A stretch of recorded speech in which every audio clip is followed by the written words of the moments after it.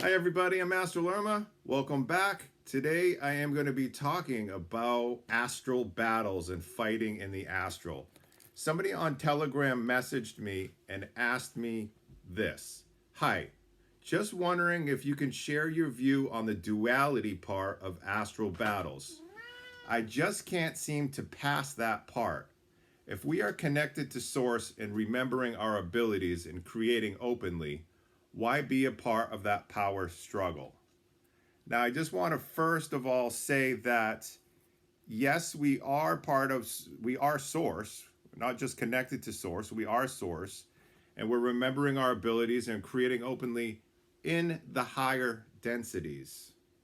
Okay? When you're in a lower density, things change. All right?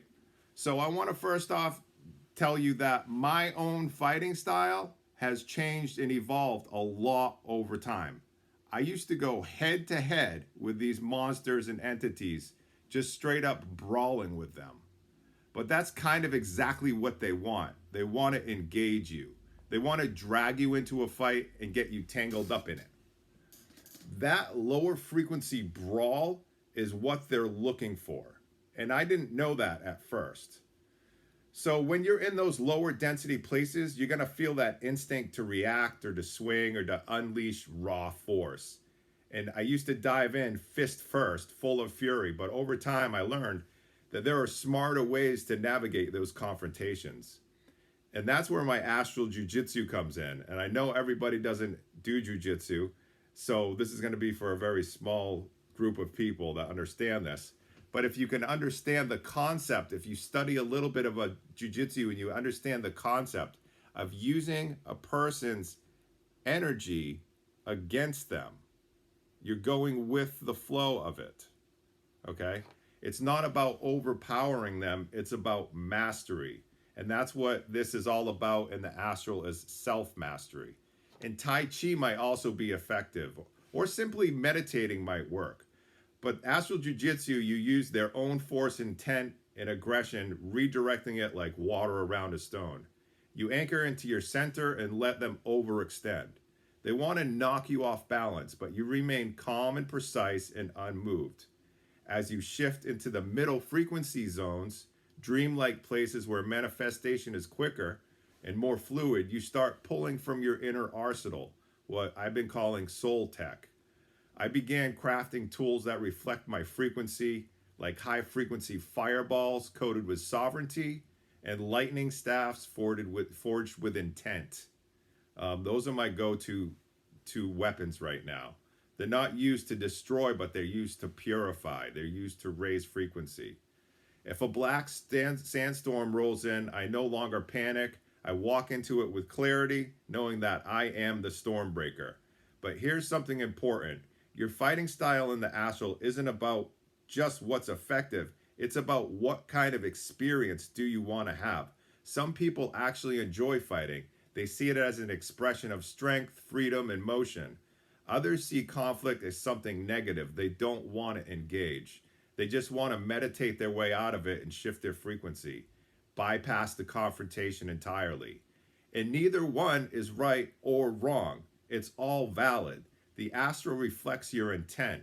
Your experience is yours to shape. Okay? So whether you're throwing punches or slinging light or sitting cross-legged in stillness, well, darkness is dissolving around you because you are the high frequency being. Okay? So you really want to choose what kind of experience you want to have. Me, I've done it all. But the deeper secret is the more you evolve, the more you realize you're not just fighting bad guys, you're confronting yourself. All of this is just a reflection of yourself.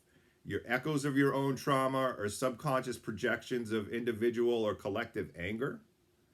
And then there's the AI coded traps. And even constructs left behind by beings who feed on chaos and fear. So discernment is your highest weapon. When you can tell the difference between a parasite and a psychic projection and your own shadow, you become untouchable. Over time, I stopped engaging with brute force, although I still do sometimes. okay? But I started crafting my own astral toolkit. Something as simple as just the clothes you're wearing can repel entities. And always make sure you do your shielding, okay? If you haven't checked out that video, please do. It's on my YouTube. Also, I stopped pretending that I had to go it alone. If I get stuck in a place or a situation that's really bad, I call on my allies, okay? My soul group, ancient fragments of myself, my higher self, higher consciousness, your spirit guides, whatever, whatever you believe in. When they arrive, instantly, I'm free. Many times, just their presence is enough to dissolve interference.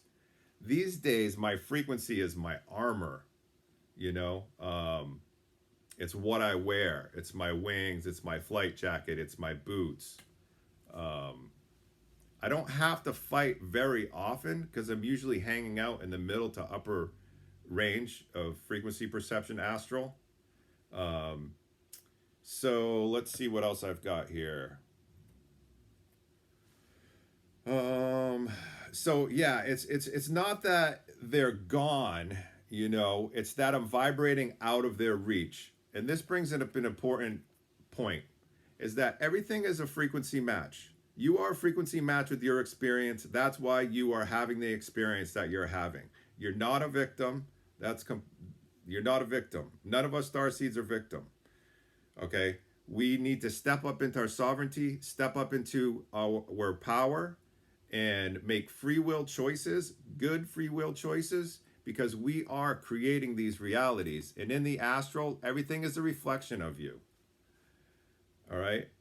So if you have your shielding up, when entities try to reach in, they just hit a wall of invisible light.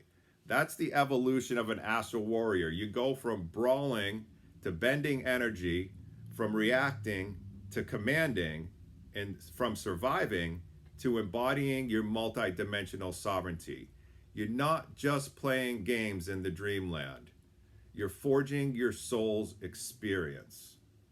All right, so I hope this video helps. I hope it answers your questions. If you had any, stay sharp and stay sovereign. I'm AstralUrmah, and thank you for watching.